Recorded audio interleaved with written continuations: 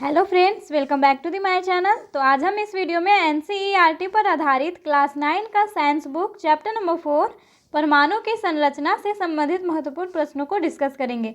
Part number है 1। इससे पहले ऑलरेडी चैप्टर 1, चैप्टर 2 और चैप्टर 3 कंप्लीट करा दिया गया है, जिसका लिंक आप डिस्क्रिप्शन बॉक्स में देख सकते हैं या फिर प्लेलिस्ट में चेक कर सकते हैं। तो चलिए फिर हम लोग स्टार्ट करते हैं आज के पहले प्रश्न से। तो क्वेश्चन नंबर 1 है, परमाणु किन किन कणों से बना है? ऑप्शंस है प्रोटॉन, इलेक्ट्रॉन, न्यूट्रॉन या तीनों कणों से। तो हम लोगों ने अध्याय 3 में पढ़ चुके हैं कि डाल्टन के परमाणु सिद्धांत के बारे में, ठीक है। और उनके अनुसार क्या था? परमाणु अविभाज्य और अविनाशी था। ये जो परमाणु है ये क्या था? अविभाज्य और अविनाशी।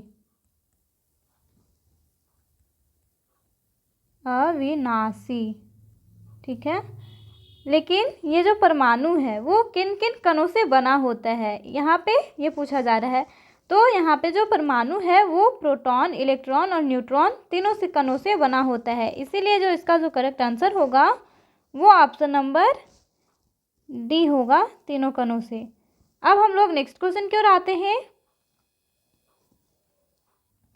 अब क्वेश्चन नंबर 2 है, परमाणु की प्रकृति कैसी है? ऑप्शन है धन आवेशित है, उदासीन है, ऋण आवेशित है या तीनों कथन सत्य हैं। तो हम लोग अभी देखें कि परमाणु 3 कणों से मिलकर बना होता है। ये है हमारा परमाणु और ये है परमाणु का केंद्रक, और केंद्रक में होता है प्रोटॉन और प्लस में न्यूट्रॉन। और ये जो इलेक्ट्रॉन है वो बाहरी कक्षा में क्या बोलते हैं, ये घूर्णन करते हैं, घूमते रहते हैं वर्तुलाकार तरीके से, ठीक है। ये क्या है? ये इलेक्ट्रॉन है, और इलेक्ट्रॉन पर होता है ऋणावेश और प्रोटॉन पे होता है धनावेश और न्यूट्रॉन पे कोई भी आवेश नहीं होता है। तो इसके कारण से क्या होता है कि ऋणात्मक और धनात्मक आवेश परिणाम में समान होते हैं, इसलिए परमाणु वैद्युत रूप से उदासीन होता है। इसीलिए जो इसका जो करेक्ट आंसर होगा वो ऑप्शन नंबर बी होगा, उदासीन। और मैं आपको बता दूं कि ये जो प्रोटॉन है ये होता है धनावेशित और इलेक्ट्रॉन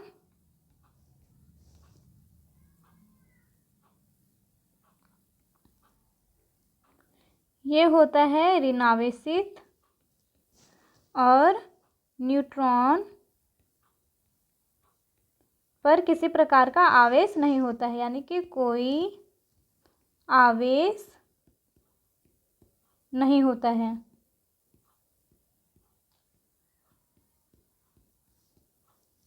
अब हम लोग नेक्स्ट क्वेश्चन की ओर आते हैं। अब क्वेश्चन नंबर 3 है, एक प्रोटॉन का द्रव्यमान एक इलेक्ट्रॉन के द्रव्यमान से लगभग कितना गुना होता है? ऑप्शंस हैं 100 गुना, 2000 गुना, 1000 गुना या 200 गुना। तो एक प्रोटॉन का द्रव्यमान एक इलेक्ट्रॉन के द्रव्यमान से लगभग 2000 गुना होता है। इसीलिए जो करेक्ट आंसर होगा वो ऑप्शन नंबर बी होगा, 2000 गुना। अब हम लोग नेक्स्ट क्वेश्चन की ओर आते हैं। क्वेश्चन नंबर 4 है, इलेक्ट्रॉन पर किस प्रकार का आवेश है? धन आवेश, कोई आवेश नहीं, ऋण आवेश या धन और ऋण आवेश। तो अभी हम लोग ऊपर में देख चुके हैं, डिस्कस कर चुके हैं कि इलेक्ट्रॉन पर कोई आवेश नहीं होता है। सो करेक्ट आंसर होगा ऑप्शन नंबर बी, कोई आवेश नहीं। अब क्वेश्चन नंबर 5 है, 1932 में चैडविक ने परमाणु के अंदर एक और अपरमाणु कण की खोज की। वह है, ऑप्शन है प्रोटॉन, न्यूट्रॉन, इलेक्ट्रॉन या अल्फा कण। तो 1932 में चैडविक ने परमाणु के अंदर एक और अपरमाणु कण की खोज की, जो था कौन? न्यूट्रॉन था। आपको ये ध्यान में रखनी है। इसीलिए इसका जो करेक्ट आंसर होगा वो ऑप्शन नंबर बी होगा, न्यूट्रॉन। और ये जो प्रोटॉन है इसकी खोज किए थे रदरफोर्ड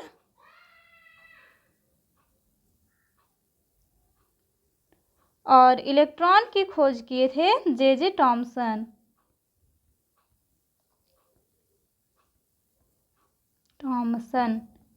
इसका एक ट्रिक है, आपको ये ध्यान में रखनी है ट्रिक ये है कि ईंट पर नाच, ईंट पर नाच, यानी कि ई से हुआ इलेक्ट्रॉन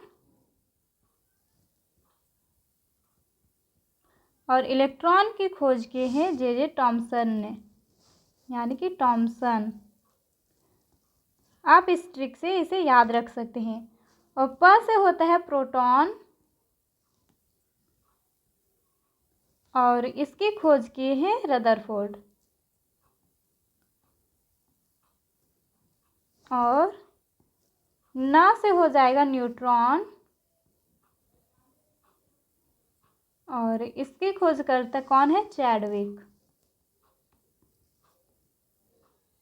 अब हम लोग नेक्स्ट क्वेश्चन की ओर आते हैं। क्वेश्चन नंबर 6 है समस्थानिकों के, समस्थानिकों, समस्थानिक मीन्स सम मीन्स बराबर और स्थानिक मीन्स स्थान, यानी कि जो जिसकी संख्या क्या हो? बराबर हो। तो यहाँ पे है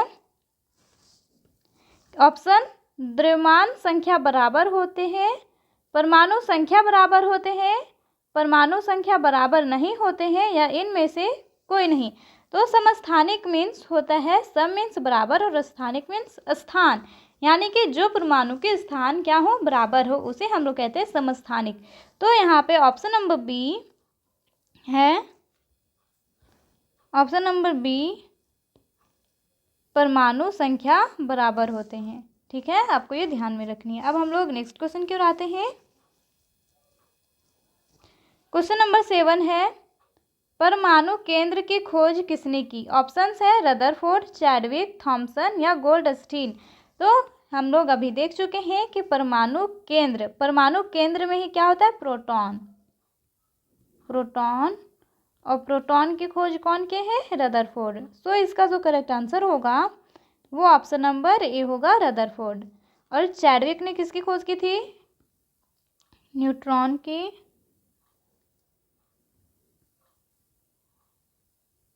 न्यूट्रॉन, और थॉमसन ने इलेक्ट्रॉन। ये था ना थॉमसन, हाँ थॉमसन बोल सकते हैं। यहाँ पे ईंट पर नाच, ईंट पर नाच, यहाँ पे होगा इलेक्ट्रॉन। ठीक है,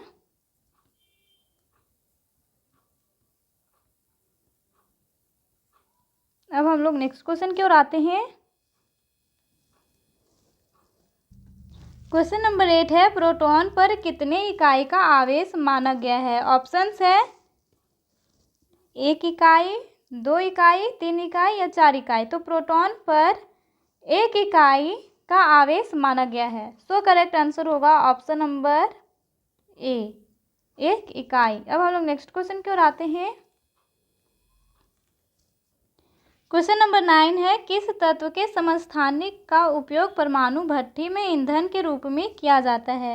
ऑप्शन है क्लोरीन, यूरेनियम, कोबाल्ट या हाइड्रोजन। तो यूरेनियम के एक समस्थानिक का उपयोग परमाणु भट्ठी में ईंधन के रूप में किया जाता है। और समस्थानिक क्या होता है? इधर समस्थानिक परमाणु संख्या जिसकी क्या हो? बराबर हो, परमाणु संख्या बराबर।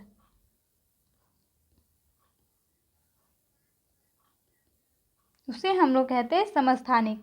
तो किस तत्व के समस्थानिक का उपयोग परमाणु भट्ठी में ईंधन के रूप में किया जाता है?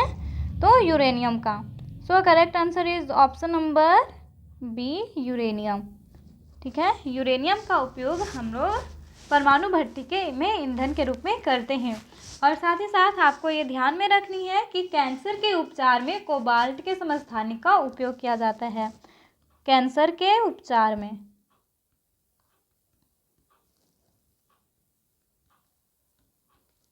कैंसर के उपचार में कोबाल्ट समस्थानिक का उपयोग किया जाता है। और घेंघा रोग के इलाज में आयोडीन के समस्थानिक का उपयोग किया जाता है। मैं यहाँ लिख दे रही हूँ कि घेंघा रोग के इलाज में आयोडीन के समस्थानिक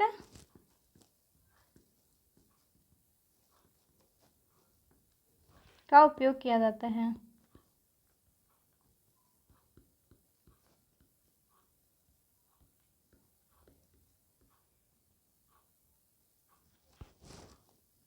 अब हम लोग नेक्स्ट क्वेश्चन की ओर आते हैं। क्वेश्चन नंबर 10 है, ऋण आवेशित कण को क्या कहते हैं? ऑप्शंस है न्यूट्रॉन, इलेक्ट्रॉन, प्रोटॉन या इनमें से कोई नहीं। तो अभी हम लोग देख चुके हैं कि न्यूट्रॉन पर कोई आवेश नहीं होता है, नहीं होता है, और इलेक्ट्रॉन पे ऋण आवेश होता है और प्रोटॉन पे धन आवेश होता है। तो ऋण आवेशित कण को हम लोग इलेक्ट्रॉन कहते हैं। So correct answer is option number B, electron. अब हम लोग नेक्स्ट क्वेश्चन की ओर आते हैं। क्वेश्चन नंबर 11 है, क्लोरीन की सबसे बाहरी कक्षा में 7 इलेक्ट्रॉन है, तो इस तत्व की संयोजकता होगी। तो सबसे पहले हम लोग देख लेते हैं कि संयोजकता किसे कहते हैं। ठीक है, तो किसी परमाणु की सबसे बाहरी, यहाँ क्या लिखेंगे, किसी परमाणु की सबसे बाहरी कक्षा में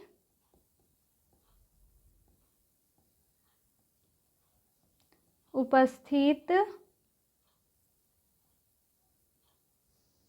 इलेक्ट्रॉनों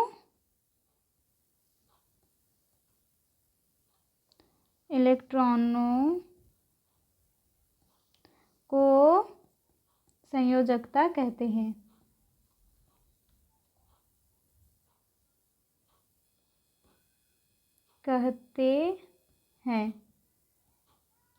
आपको ये ध्यान में रखनी है। अब यहाँ पे क्लोरीन की सबसे बाहरी कक्षा में 7 इलेक्ट्रॉन है, तो इस तत्व की संयोजकता होगी। ठीक है, तो यहाँ पे क्लोरीन परमाणु के बाह्यतम कक्ष में 7 इलेक्ट्रॉन हुए हैं। ठीक है, यहाँ पहले ये क्लोरीन है और इसका जो होता है परमाणु क्रमांक वो 17 होता है। तो पहला कक्षा में रहेगा 2, 8 और तीसरा में 7। ठीक है, 2, फिर इसमें रहेगा 8 और इसमें रहेगा 7। यहाँ पे 2 इलेक्ट्रॉन, इसमें इसमें 2 इलेक्ट्रॉन, इसमें 3, 4, 5, 6, 7, 8 और इसमें रहेगा 7। 2, 3, 4, 5, 6, 7। अब यहाँ पे है कि फ्लोरीन परमाणु के बाह्यतम कक्ष में तो 7 इलेक्ट्रॉन होते हैं। ठीक है, और इसकी संयोजकता 7 हो सकती है, किंतु बाह्यतम कक्ष में अष्टक बनाने के लिए फ्लोरीन के लिए क्या होगा कि 7 इलेक्ट्रॉनों का त्याग करने की अपेक्षा 1 इलेक्ट्रॉन प्राप्त करने में अधिक आसान है। ठीक है, अतः इसकी जो संयोजकता होगी वो 8 में से यदि हम लोग 7 घटा देंगे तो 1, तो इसकी जो क्लोरीन की जो संयोजकता हो जाएगी वो ऑप्शन नंबर ए होगा, 1। क्योंकि यहाँ पे जो बाहरी कक्षा में 7 इलेक्ट्रॉन है, इसे त्यागने की अपेक्षा ये जो क्लोरीन है उसको 1 इलेक्ट्रॉन ग्रहण करने में ज़्यादा आसानी होगा, इसीलिए इसकी जो संयोजकता होगी वो 1 होगी। आपको ये ध्यान में रखनी है। अब हम लोग नेक्स्ट क्वेश्चन की ओर आते हैं। अब क्वेश्चन नंबर 12 है, परमाणु की प्रकृति कैसी है? ऑप्शंस है धन आवेशित है, उदासीन है, ऋण आवेशित है या तीनों कथन सत्य है। तो इस क्वेश्चन को हम लोग ऊपर कर चुके हैं, तो इसका आंसर आप लोग कमेंट में करेंगे। अब हम लोग नेक्स्ट क्वेश्चन की ओर आते हैं। अब क्वेश्चन नंबर 13 है, सोडियम की परमाणु संख्या 11 है, तो इसके m कक्षा में इलेक्ट्रॉनों की अधिकतम संख्या होगी। अब इलेक्ट्रॉन का जो परमाणु संख्या वो कितना है? किसका? सोडियम का, Na। सोडियम का जो परमाणु संख्या है वो है 11, तो ये हम लोग बना लेते हैं। यहाँ पे है सोडियम और ये है के। अच्छे से बनाते हैं आगे थोड़ा। यहाँ पे है ये सोडियम KL, और ये हो जाएगा M कच्छ, और इसके ऊपर एक और। तो यहाँ पे इसका जो नाम रहता है वो K कच्छ रहता है, ये L और ये है M। तो इलेक्ट्रॉन का जो सोडियम का जो संयोजकता होगा 2, 8 और 1 होगा। तो यहाँ पे जो K कक्ष है इसमें सिर्फ 2 इलेक्ट्रॉन रहेंगे। फिर जो L कक्ष है इसमें 8 इलेक्ट्रॉन,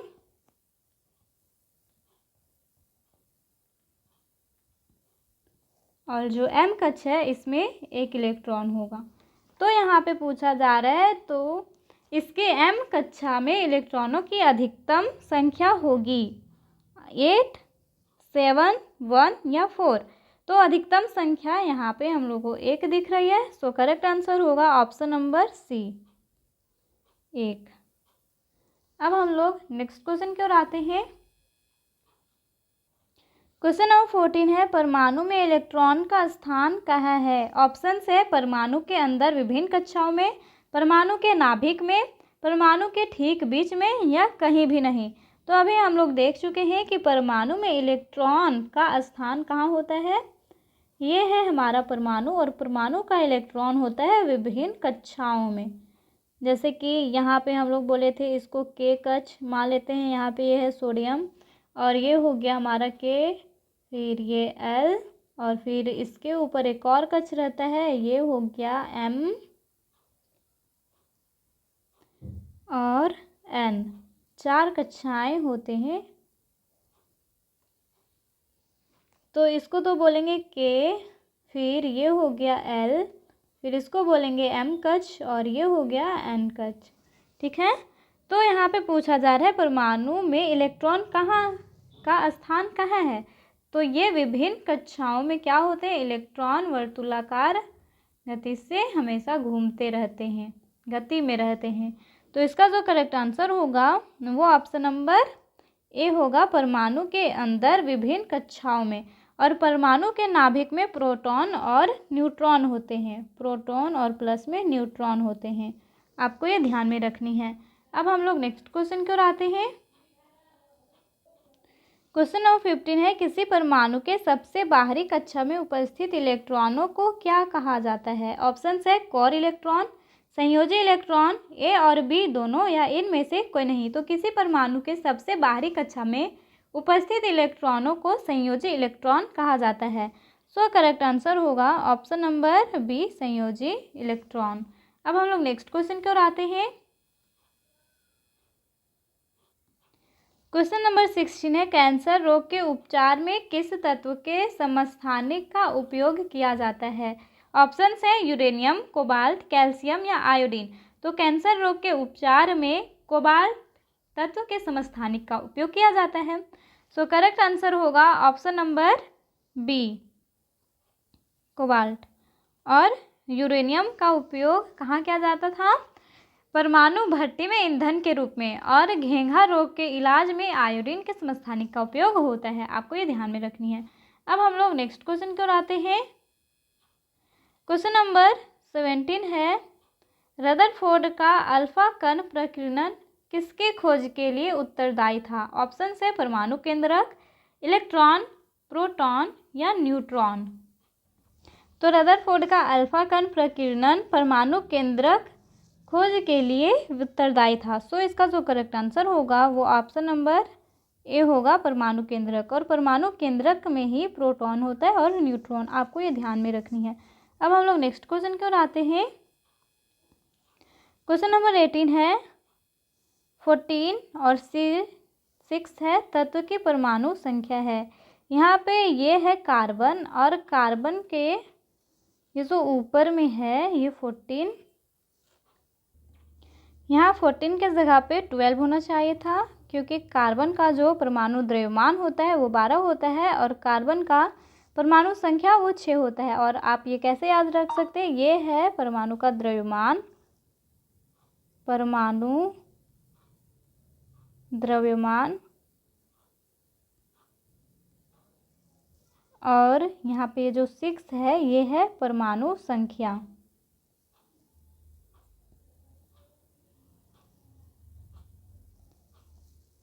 तो आपको ये ध्यान में रखनी है कि भार हमेशा माथे के ऊपर रहता है, इसीलिए जो कार्बन का जो परमाणु द्रव्यमान है यानी कि जो भार है वो सी के माथे के ऊपर है और परमाणु संख्या यहाँ पे नीचे 6 है।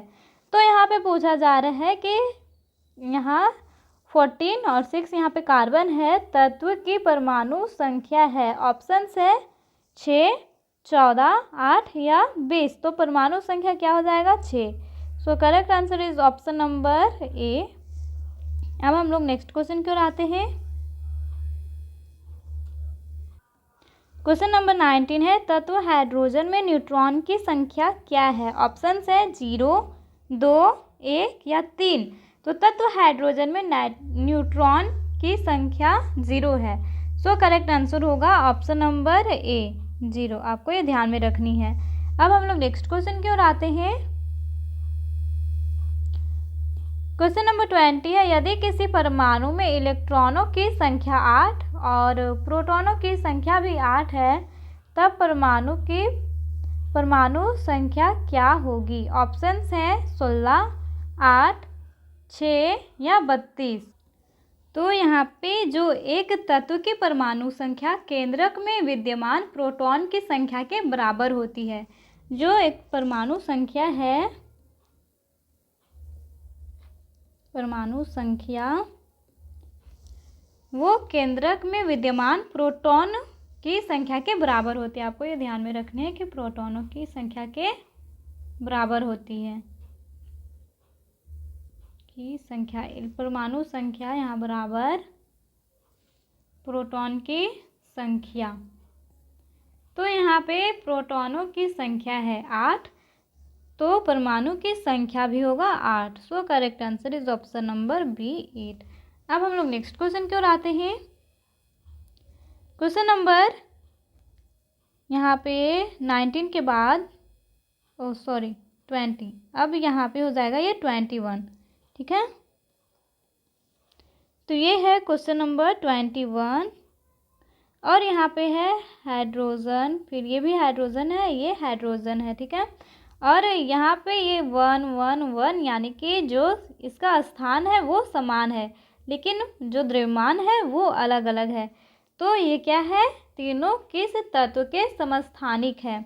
तो हाइड्रोजन, प्रोटियम, ड्यूटेरियम या ट्रिटियम। तो यहाँ पे ये जो तीनों हैं वो हाइड्रोजन के समस्थानिक है। सो करेक्ट आंसर होगा ऑप्शन नंबर ए हाइड्रोजन। आपको ये ध्यान में रखनी है। तो आज हम लोग इस वीडियो में 21 महत्वपूर्ण प्रश्नों को सॉल्व कर चुके हैं। अब मिलते हैं पार्ट 2 में, इसी चैप्टर का पार्ट 2।